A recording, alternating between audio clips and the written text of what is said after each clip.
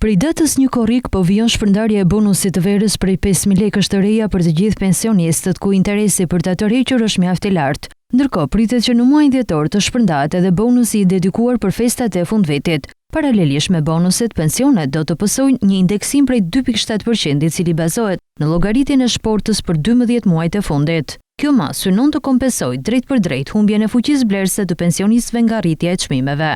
Qeveria ka vendosur një objektiv për politikën e pensioneve, duke synuar që në fund të mandatit në vitin 2029, pensioni mesatar për qytetarët me vite të plota pune të arrijë në 400 euro.